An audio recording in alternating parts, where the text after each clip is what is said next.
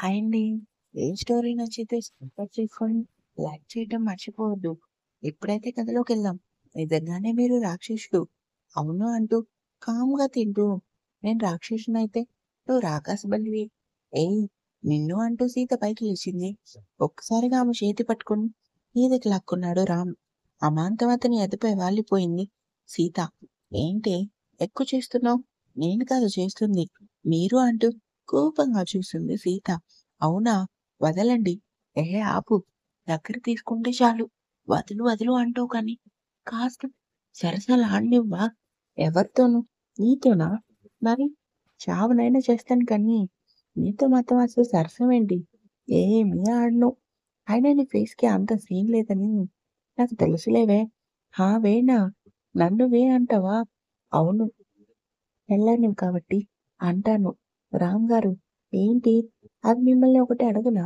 ఏంటి చెప్పు చావు అంటూ సీతని వదిలి తినటం మొదలుపెట్టాడు రామ్. అది నన్ను గుడికి తీసుకొని వెళ్ళరా? మౌనంగా ఉంటుంది. అంటాడు. నాకు తెలుసు మీకు గుడికెళ్ళటం అంటే ఇష్టం లేదని. కానీ ప్లీజ్ రామ్ గారు నన్ను గుడికి తీసుకెళ్ళరా? ఆమె అడిగిన విధానం చూసి రామ్‌కి నవ్వొచ్చింది కానీ, పైకి మాత్రం కోపంగా ఇప్పుడు ఏం తక్కువ వచ్చింది నన్ను గుడికి అంటున్నావు? మౌనంగా ఉంటాడు. నేను అడిగిన దానికి ఆన్సర్ ఇవ్వు. అది మామూలుగానే వెళ్ళాలనిపిస్తుంది. సరే ఏడవకు. రేపు మార్నింగ్ తీసుకొని వెళ్తాను. థాంక్ యూ రామ్ గారు అంటూ సీత సంతోషంగా భోజనం చేయటం చూసి రామ్ ఆలోచిస్తూ నిజంగానే పిచ్చి పిల్ల అనుకుని రామ్ హ్యాండ్ వాష్ చేసుకొని, సీత చెప్పండి రామ్ గారు. షూటింగ్ అయ్యేంత వరకు నువ్వు ఈ గది నుంచి బయటికి రాకూడదు. సరేనా? అది రామ్ గారు ఒంటరిగా అంటే నాకు చాలా భయం. కావాలంటే నేను షూటింగ్ దగ్గర కూర్చుంటాను. చెప్పించేయి. లేదంటే తెలుసుగా నా కోసం అంటూ రామ్ పెట్టి నేర్పించేసరికి సీత కోపంగా చూసింది. రేయ్! అయిందా తింటాం? షూటింగ్ టైం అవుతుందిరా అంటూ లోపలికొచ్చాడు శౌర్య. సీత కోపంగా ఉండటం చూసి ఏంటి ఘాటుగా ఉంది యవ్వారం? మళ్ళీ ఏం చేశావురా?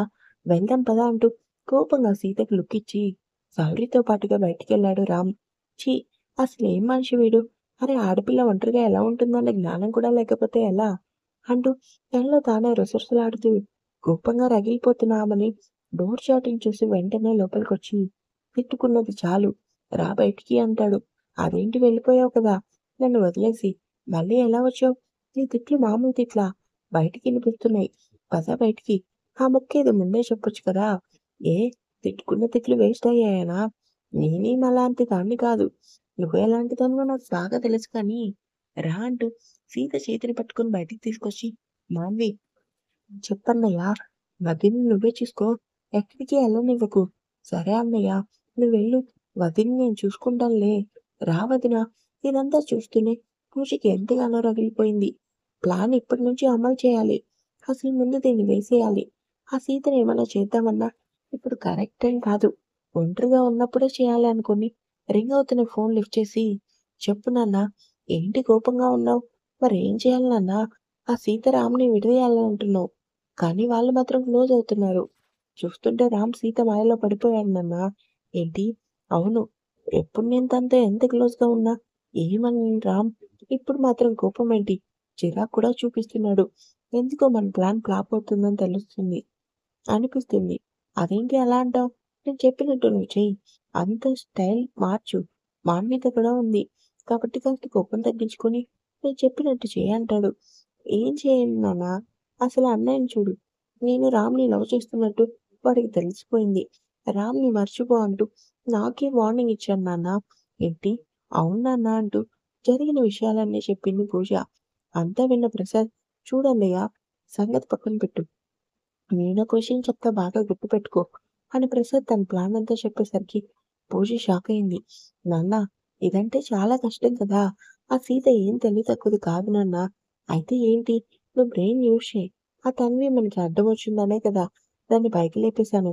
ఒకవేళ ఈ సీత కానీ మనకు అడ్డు తప్పుకోకపోతే దీన్ని కూడా వేసేయటమే. అవును నాన్న. సరే జాగ్రత్త. ఎప్పటికప్పుడు నాకు ఫోన్ చేసి ఏం జరుగుతుందో నాకన్నీ చెప్పు అంటాడు. రామ్ మరో అటాక్ చేయించింది నువ్వేనా? కావాలని కాదు. నాకు తెలిసిన ఒక ప్రియమైన శత్రువుకి చిన్న షాక్ ఇవ్వాలని అటాక్ చేయించాను. ఎవరు నాన్న? పాతకథలన్నీ నీకెందుకురా? ఇకపై అటాక్ చేయను. ఉంటాను. సరే నాన్న అంటూ పూజ ఫోన్ కట్ చేసి నాన్నకి ఇంకా ఎవరు శత్రువులున్నారు? వాళ్ళకి షాక్ ఇవ్వటానికి రామ్‌ని అటాక్ చేయటం ఏంటి? మళ్ళీ నాన్న ఏం చేయబోతున్నాడో అనుకుంటుంది.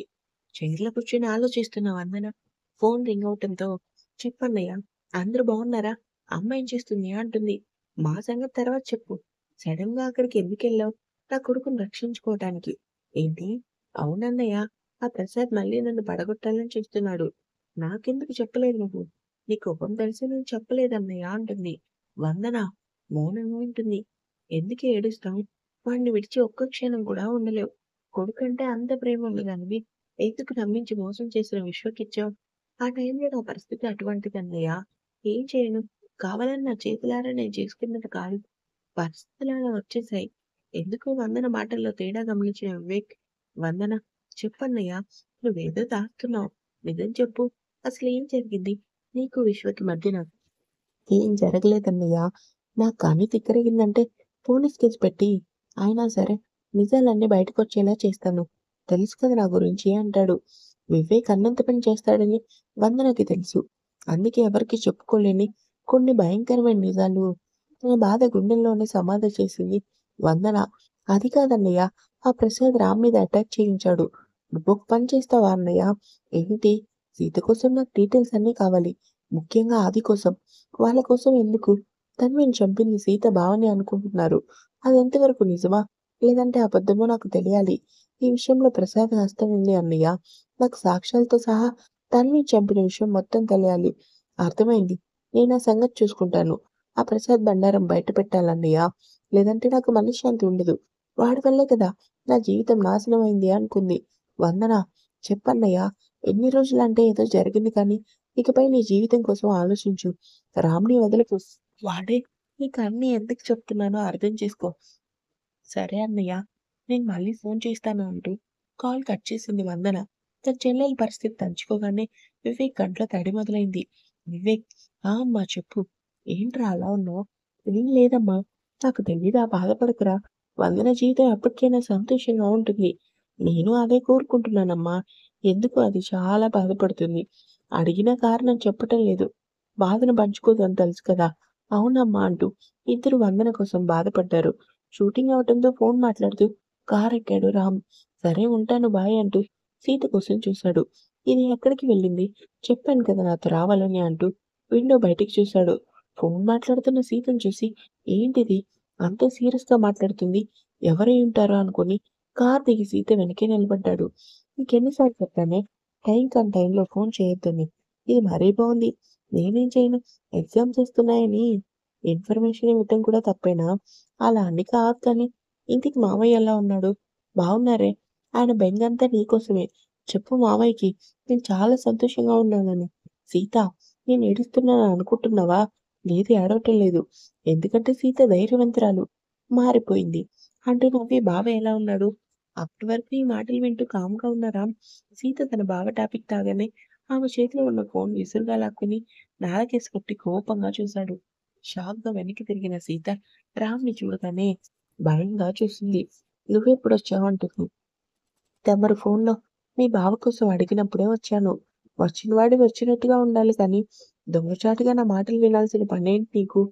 నీకిలాంటి బుద్ధులు కూడా ఉన్నాయా? అంటుంది. ఏంటే వాగుతున్నావు? అంటూ సీత చేతిని పట్టుకొని, నీకు చెప్పాను కదా! నాతో పాటు కారెక్కాలని. మరెందుకు నా మాట లెక్క చేయకుండా ఫోన్ మాట్లాడుతున్నావు? నెక్స్ట్ వీక్ నుంచి ఎగ్జామ్స్ అని చెప్పడానికి నవ్య ఫోన్ చేసింది. అది కూడా తప్పేనా? అవును నీకు ఫోన్ ఎక్కడిది?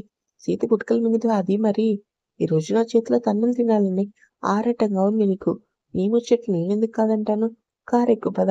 రామ్ మాటలు అతని చూపులు చూసిన సీతకి నిజంగానే భయమేసింది.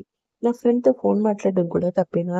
చూడు పాపా నీ నటన నా దగ్గర కాదు అర్థమైందా? అంటూ ఒక్కసారిగా సీతని మీదకి లాక్కొని అయినా మాటి మాటికి బావా బావా అంటున్నావు.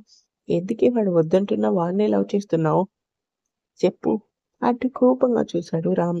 మౌనంగా ఉంటుంది. సీత అంటాడు. తను నన్ను కొంతకాలం ప్రేమించాలని అనుకున్నాడేమో కానీ, నిన్ను మాత్రం ఊపిరున్నంత వరకు ప్రేమిస్తూనే ఉంటా. ఆమె చెప్పిన మాటలకి రామ్ ఒక్కసారిగా సీతను కామ్‌గా కారెక్కి వేగంగా పోనిచ్చాడు.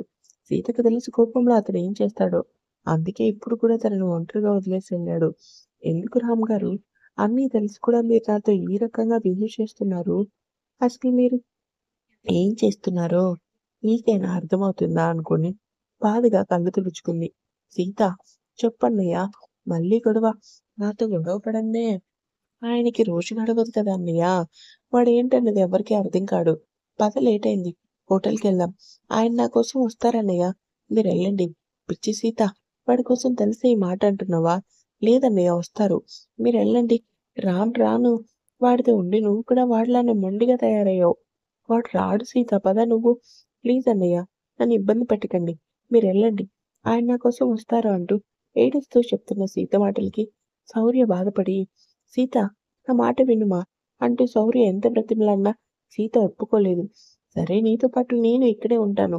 వాడొస్తారో రాడో చూస్తా. నీకెందుకన్నయ్య శ్రమ? నువ్విప్పుడు ఆఫీస్‌కి ఎళ్ళాలి కదా! నిన్ను వదిలేసి నేనెక్కడికెళ్తాను? నా చెల్లి ఎంతో, నువ్వు కూడా అంతే. ఈ మాటలన్నీ విన్న పూజ, నువ్వేంటన్నయ్య ఇంకా మీటింగ్‌కెళ్ళలేదు? అది సీత కోసం రామ్‌కి సీత గొడవ అయింది. వాడి గురించి తెలిసి కూడా వెయిట్ చేస్తాను అంటుంది. సరిపోయింది. సీత దగ్గర నేను ఉంటాను. నువ్వెళ్ళన్నయ్య ఆఫీస్‌కి. మాన్విత చాలా సేపటి నుంచి వెయిట్ చేస్తుంది. ఇంపార్టెంట్ మీటింగ్ కదా! సీతని జాగ్రత్తగా చూసుకో. ఏమైనా అవసరమైతే నాకు ఫోన్ చెయి. సరే అన్నయ్య. రామ్ రాకపోతే నేనే సీతని తీసుకొస్తాను. సరే మా! సీత జాగ్రత్త. సరే అన్నయ్య అంటుంది.